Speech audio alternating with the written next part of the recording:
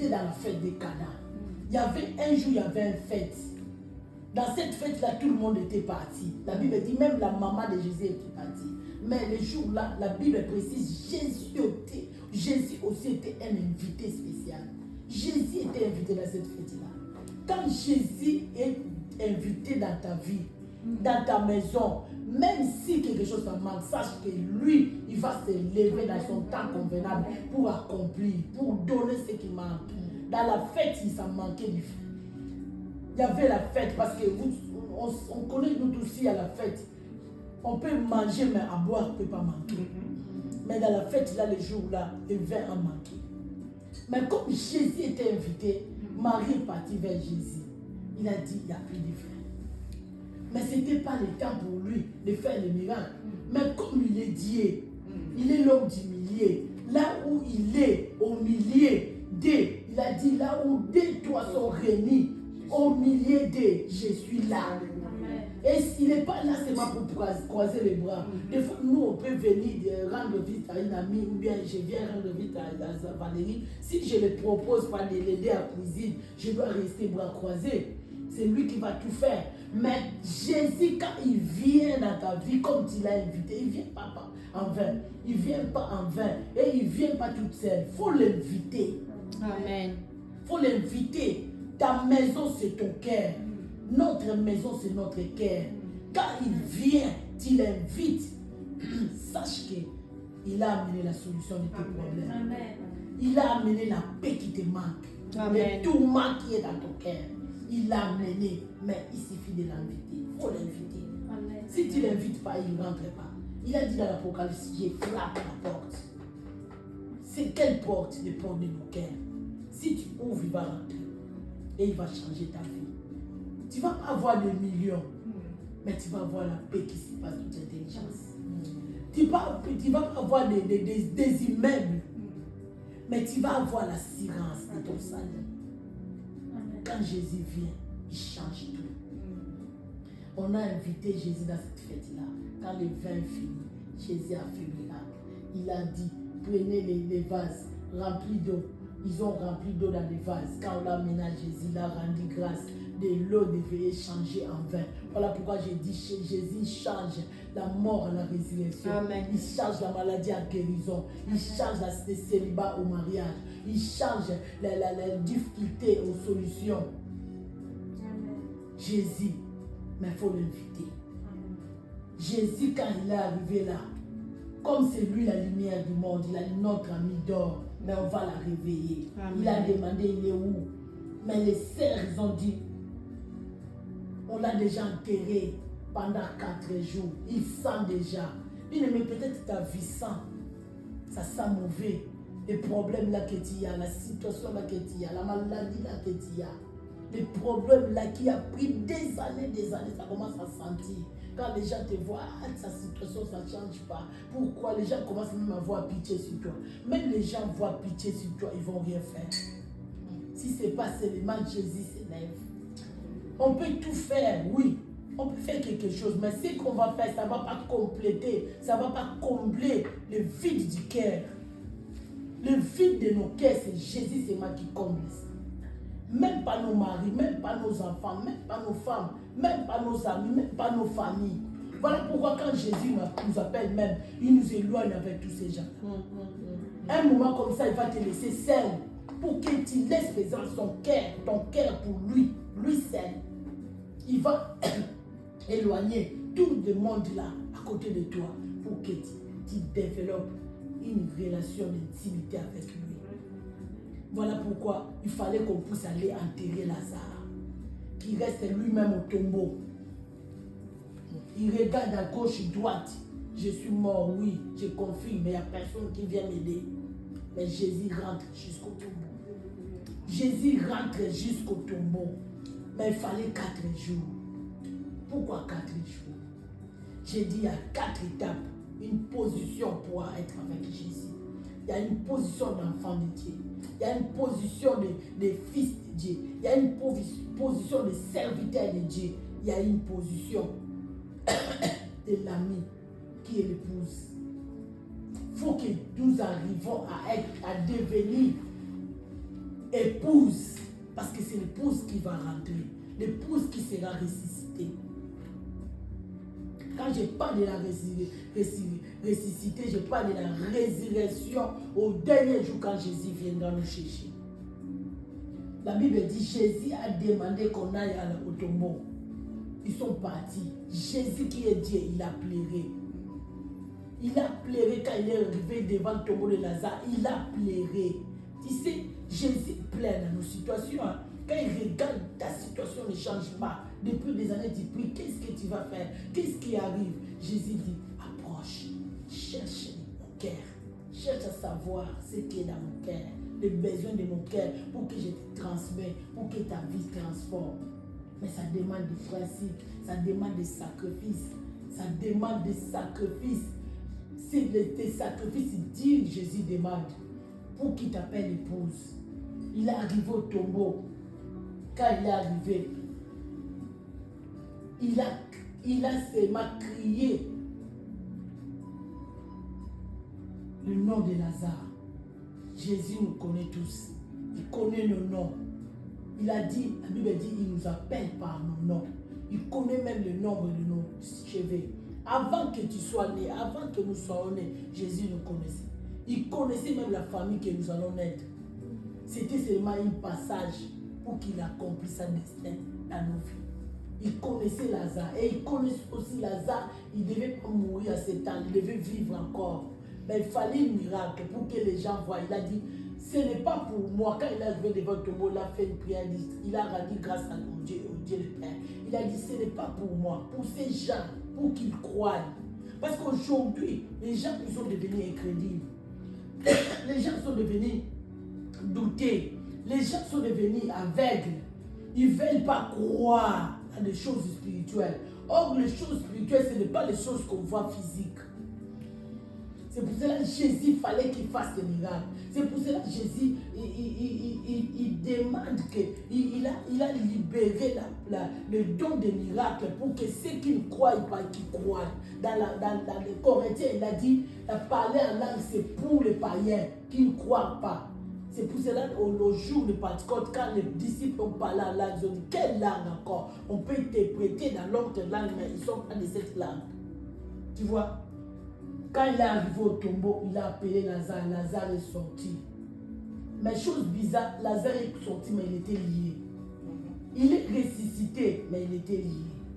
C'est ça, ce qui se passe aussi dans beaucoup de vies des enfants de Dieu. Tu as reçu Christ, tu es devenu enfant de Dieu, mais tu es encore lié. Tu as traversé toutes les étapes, l'étape de fils, l'étape de serviteur, mais tu es encore lié. Mais ça demande l'étape de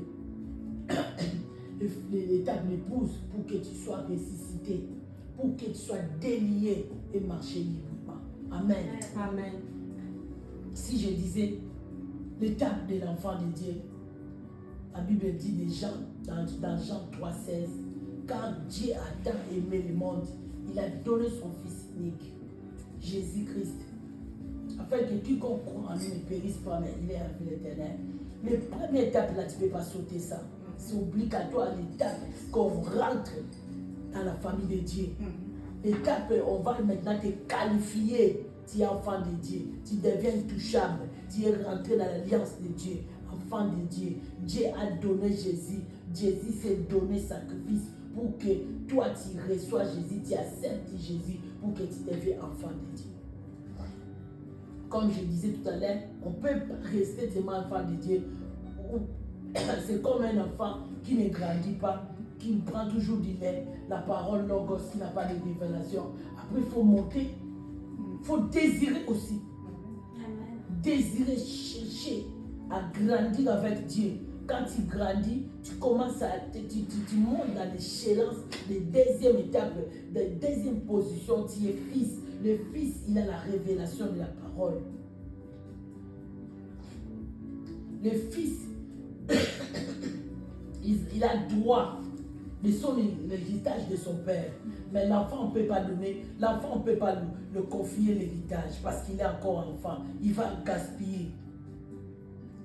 Je pense que nous tous, on a des enfants. Tu as un enfant de 3 ans, tu achètes une voiture pour lui, tu lui donnes, prends, tu conduis.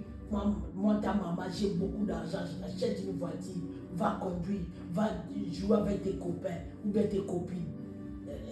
C'est anormal, ça se fait pas.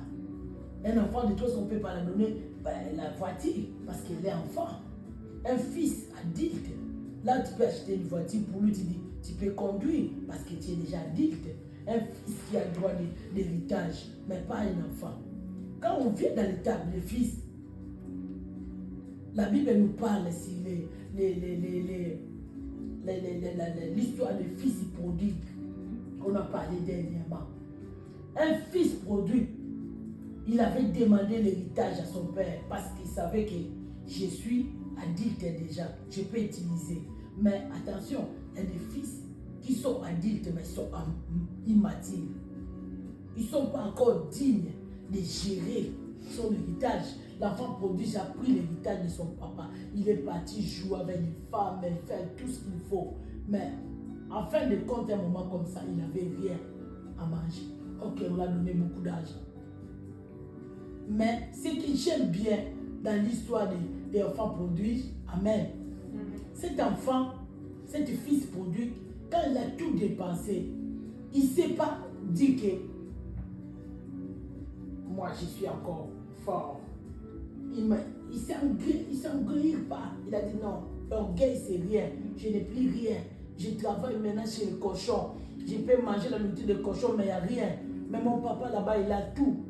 La Bible dit, il s'est revenu à lui-même. Donc sa conscience a commencé à travailler. Il a dit, je ne peux pas rester. Là où je souffre, mon papa, il a tout. Il faut que je retourne. Il a fait un signe d'humilité. Un fils, il manifeste un signe d'humilité. Même on te corrige dans les défauts. Tu t'es humilié parce que tu es un fils. Enfant prodige, j'ai retourné vers son père. Si vous lisez ce livre, vous lisez ce passage, vous allez voir comment le père là, qui malgré il était parti gaspiller l'argent de son père, mais le père l'acceptait toujours. C'est la même manière comme Jésus nous accepte. Il a dit, je suis à la porte. Il étend sa main, il nous attend. Quand il regarde les situations, les enfants de Dieu vivent, il dit, mais là, tout l'héritage qui est à moi et aussi à eux, mais pourquoi il traîne? Pourquoi il souffre? Tu vois? Merci, maman. C'est bon. Pourquoi il souffre? Pourquoi il souffre? Mais enfant prodige a dit, je retournerai vers mon père. Je lui demanderai pardon. Non pas seulement je lui demanderai pardon, mais qu'il me reçoit comme un serviteur. Regarde l'humilité. Il est descendu jusqu'au point de serviteur, lui qui était fils. Et troisième position, je dis des serviteurs. Un serviteur, il n'a pas droit au l'héritage, parce qu'il est serviteur. Il est comme un esclave. On lui donne du travail. Or, le Seigneur, il ne veut pas qu'on reste toujours seulement dans l'étape des serviteurs. Un jour, Jésus, il marchait avec ses disciples. À un moment comme ça, il a commencé à poser des questions à ses disciples. Il a dit, dehors, ils disent que je suis prophète, je suis ça. Et puis vous, qu'est-ce que vous dites de moi? Qu'est-ce que vous dites de moi? Tout le monde avait la réponse, mais Pierre, il a dit, tu es le Fils de Dieu. Quand Pierre a répondu comme ça, Jésus l'a dit, ce n'est pas Pierre qui parle, c'est l'Esprit de Dieu. C'est pas le sang. C'est pas la chair. Mais c'est l'Esprit de Dieu qui parle en toi. Tu vois? Tu commences à discerner les choses de l'esprit et les choses du physique. Tu commences à séparer les choses de Dieu et les choses du monde. L'étape là qui va commencer maintenant, Dieu va commencer maintenant à te travailler pour te faire entrer dans l'étape 4, l'étape de l'épouse. Or, quand on parle des serviteurs, dans Galates 4, on dit, quand on est enfant, on ne diffère pas au serviteur. Et un serviteur, il est comme un esclave. On ne peut pas la confier la responsabilité. Mais quand tu comprends Non, moi je ne dois pas rester, c'est ma serviteur. Même Jésus a dit à ses disciples, je vous appelle plus des serviteurs. Je vous appelle maintenant des amis. Un ami, on ne le cache pas les secrets. Une épouse, on ne le casse pas les secrets. C'est pour pas les marier. Des fois, ils parlent de leurs projets dans la chambre. Quand ils viennent là, c'est pour exposer à la table, mais ils ont déjà pris la solution là-bas et la conclusion là-bas. Quand on devient l'épouse de Christ, il nous cache pas les choses. Tu vas voir les choses passer la journée, toi tu n'as pas compris, mais la nuit, dans ton sommeil, dans ton couche, dans ton oreille, il commence à te dire, ma fille c'était comme ça. Regarde cette rêve, les situations c'était comme ça. Parce que tu es devenue son épouse, un intime. Mais pour arriver jusqu'au point là de l'épouse là, la Bible nous parle de Lazare. Lazare était ami. Mais il fallait qu'il devienne épouse. Pourquoi? Épouse doit mourir en soi. Mourir en soi-même. Tu ne pas demander, oh, je dois mourir aussi, comme Lazare. La mort qu'on parle ici, c'est les brisements. Les brisements en soi. Une fois, j'ai entendu un témoignage d'une servante de Dieu qui a dit, elle priait pour une sœur qui est venue lui donner ce sujet de prière. La sœur, elle ne concevait pas. Elle était dans le mariage des années, mais elle n'arrivait pas à concevoir. Et la sœur, elle a commencé à prier, supplier Dieu, Seigneur, donne-la des enfants, donne-la des enfants. La prière a pris des années, la sœur ne recevait pas toujours les enfants.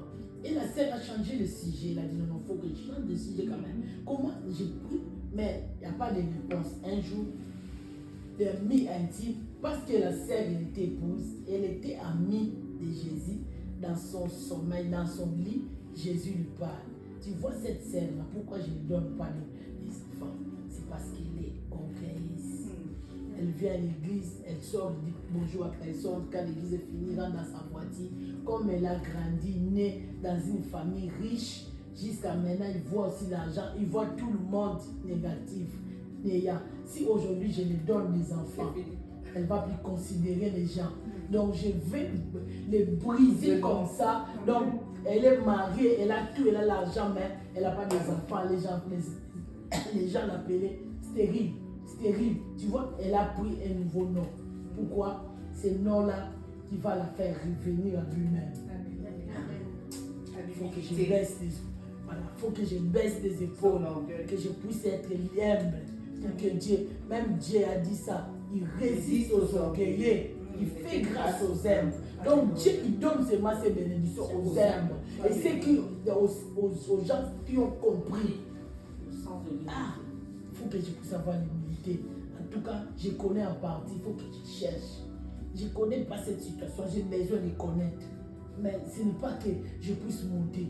Quand tu montes, je dis, tu n'as pas encore compris. Je te laisse encore débattre toi-même jusqu'à ce que tu vas te fatiguer.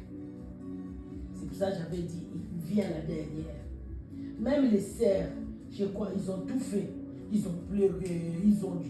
Jésus était par terre, Jésus s'il était là, notre frère ne devait pas mourir, Jésus s'il était là, quand ils étaient fatigués au bout. Mais dans nos vies, quand on cherche Dieu pour une solution d'un problème, j'avais dit à Seigneur, Dieu il nous laisse jusqu'à comme les Israéliens disent, jusqu'à fatiguer.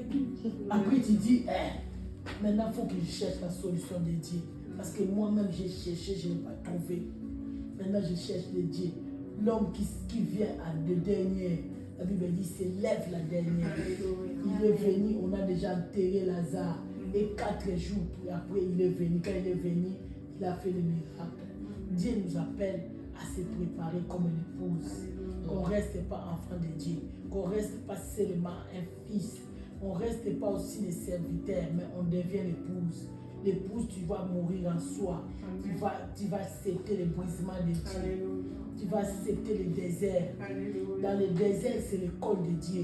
Quand il te fait rentrer dans le désert, c'est pour te former. Ce n'est pas pour te faire du mal.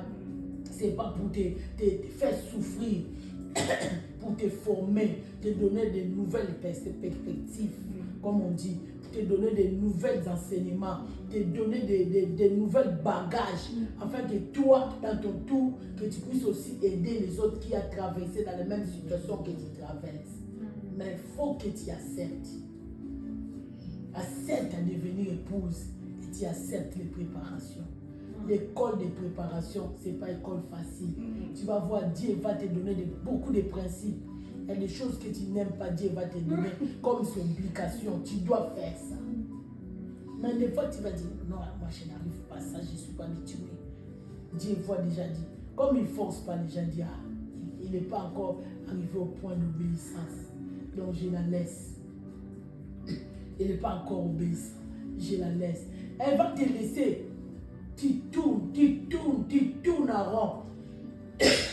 Un jour, tu reviens encore. Papa, Seigneur, fais quelque chose. Seigneur, fais quelque chose. Ah, maintenant, tu reviens. Est-ce que tu es d'accord qu'on continue le chemin? Ou bien tu es d'accord, maintenant, tu rentres dans mon école? C'est ça. Dieu nous appelle pour ça. Tu ne peux pas rentrer dans l'étape de l'épouse si tu n'es pas préparé. Et sache que dans ces derniers temps, quand on est en train de dire Jésus revient, on voit tous les signes de la Bible nous parler. Ça commence à s'accomplir. Quand Jésus va venir, ce n'est pas les enfants de Dieu qui vont monter. Parce que un enfant de Dieu, un enfant, il est capricieux. Il ne va pas accepter les enfants là-bas pour venir là-bas au ciel. Moi, je ne veux pas du café, je veux du thé. Là-bas, ce n'est pas ça. Oh, moi, je ne mange pas ça, je veux ça. Non, ce n'est pas les enfants. Ce n'est pas les fils non plus. Tu attends pour avoir l'héritage. L'héritage, Dieu nous a donné, c'est ici sur la terre. Là-bas, nous allons aller seulement adorer, louer. L'épouse à côté. Notre trône est là. Dieu a déjà préparé ça. Il a un trône lui-même, il est assis notre époux, mais il y a le trône pour nous. Mais maintenant, quand tu es préparé, tu as sur toi de la couronne. Vous savez, quand Esther était préparée, la Bible dit, à la fin, le roi Assuérus, il a mis le couronne à la tête d'Esther. Et elle était confirmée, reine Esther. Mais il fallait qu'elle puisse traverser toutes ces étapes-là. Étapes de préparation. Dieu peut te donner, il te prépare, il te dit que donne-moi la place que tu mets ton mari. Ah non, moi j'aime beaucoup mon mari. Je ne sais pas, je ne peux pas vivre sans lui. Mais Jésus dit, moi je veux ton mari. Donne-moi la place de tes enfants. Ah non, mes enfants, je les aime beaucoup. Je les aime beaucoup. Si je ne vois pas mes enfants, je ne peux pas vivre. Mais Dieu te demande, je veux la place de tes enfants. Ce n'est pas pour dire bon, c'est pour t'attester dans cette école-là. Il a dit à Abraham, donne-moi ton Isaac. Tu te rends compte, Abraham jusqu'à l'âge de 96 ou bien 97, il a eu l'enfant. Depuis sa jeunesse jusqu'à... il n'avait pas d'enfant. Il attendait les promesses. Et quand les promesses sont accomplies, Dieu lui a donné seulement un seul enfant. Mais c'est le même Dieu qui demande encore donne-moi cet enfant. C'est compliqué. Tu peux dire non, ça c'est pas Dieu. Ça c'est pas Dieu, c'est mes pensées, c'est le diable. Mais c'est Dieu qui nous demande ça. Amen. Amen. Amen. Je ne sais pas qu'est-ce que Dieu te demande ce soir. Je ne sais pas qu'est-ce que Dieu te demande ce soir. Dieu te demande ton cœur. Depuis longtemps, il est là devant ton cœur, il frappe. Il te demande ton cœur. Donne-moi ton cœur. Que je devienne ton maître. C'est la première étape. Je deviens ton maître et tu deviens mon fils, mon enfant. Peut-être qu'il te demande aussi, tu sacrifies ton temps, ton mariage, pour qu'il devienne époux. Et puis tu rentres dans l'école. Et quand tu vas sortir dans l'école là, tu ne seras plus la même. Hein? Si tu étais orgueilleux, Dieu va baisser l'orgueil. Tu vas voir, tu deviens une personne humble, une personne douce. Si tu étais quelqu'un qui querelle beaucoup, Dieu va lever les imperfections, on appelle ça les imperfections. Voilà pourquoi Jésus fallait que le 7e jour vienne pour perfectionner l'œuvre de la création. La Bible nous parle dans l'Apocalypse, il tenait dans sa main droite 7 étoiles.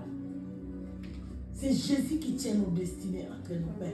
Il connaît qui tu es sur la terre. Il connaît ce qu'il a préparé, que tu deviendras le lendemain. Il te connaît, il nous connaît, il me connaît. Jésus là, il nous connaît parce que c'est lui qui nous a créés. Amen. Il nous créait, il nous a créés. Et il ne nous a pas créés avec des défauts, il a tout accompli. Mais seulement il nous attend. Il nous attend. À la porte de ton cœur, qu'est-ce que tu attends? Tu attends les murmures, tu attends un cri doux, tu attends une parole. Tu dis depuis j'étais là. Ce soir le Seigneur nous appelle. Amen. Il veut commencer avec. Il veut recommencer avec. Peut-être que tu avais souhaité plusieurs fois. Il a dit je suis là pour recommencer. Peut-être que tu n'as jamais invité dans ta vie. Il veut préparer, il veut te préparer. Il dit je suis là. Qu'est-ce que tu attends? Il est à la porte. Bien-aimé, tu ne fais pas l'erreur quand tu acceptes Jésus. Ce n'est pas une erreur. Quand tu acceptes Jésus, c'est un héritage. Personne ne peut t'enlever. Une fois, je disais à Valérie, tu sais, le diable peut nous combattre toutes sortes de combats. Il peut combattre nos finances, il peut combattre nos mariages, il peut combattre nos enfants, il peut attaquer nos vies. Mais Jésus que nous avons porté n'arrive pas à attaquer. Parce qu'il est au-dedans de nous. Voilà pourquoi il a dit, je suis la lumière. Amen. Quand quelqu'un marche dans la lumière, il ne trébuchera pas. Car le ténèbre n'a pas de pouvoir. Parce que lui qui éclaire ton chemin. Amen. Amen. Amen. Alléluia. Amen. J'ai fini par là. Mais je voulais qu'on puisse faire. C'est pas dire que Seigneur, je veux que tu recommences avec moi. Seigneur, je vais te donner mon cœur. Parce que moi, je dis toujours, le cœur, c'est le lieu de réceptionniste. Amen. Le cœur réceptionne tout. Beaucoup de choses. Il réceptionne des choses de mauvais, des choses de bien. Mais le même cœur, Jésus l'a dit, donne-moi ça. Que je vienne prendre la place. Alléluia. Que je commence à conduire ta vie. Alléluia. Tu es fatigué. Un jour, moi, j'ai dit comme ça. Seigneur, je suis fatigué. Je vais te me conduire. Si tu m'amènes à gauche, je vais. Si tu m'amènes à droite, je vais. J'accepte de perdre tout, mais de te gagner. Amen. Amen. Et ce soir, il veut te parler là. Parle à mon cœur. Il veut que nous puissions nous donner son cœur. Amen. Amen. Nous allons baisser nos têtes.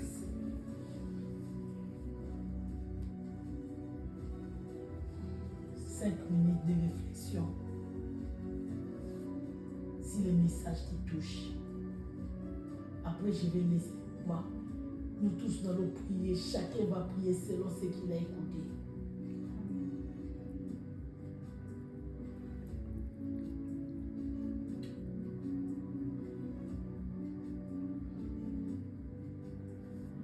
Nous allons prier. Dis au Seigneur et nous.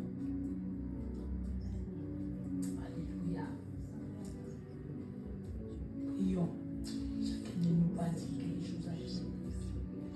Seigneur, aujourd'hui encore, je viens renouveler mon alliance, ma relation avec toi. Je dis, Seigneur, rien ne peut me séparer de toi. Je viens laisser ma vie à toi, Seigneur. Si tu m'amènes à gauche, j'y vais. Si tu m'amènes à droite, j'y vais. Conduis-moi, Seigneur. C'est toi qui es mon époux. L'époux du sang, comme Séphora dit. Tu es le pouls du sang. L'alliance que tu as fait avec nous, c'est par le sang que tu as versé sur la croix. Golgotha. Oh, nous voici. Nous voici.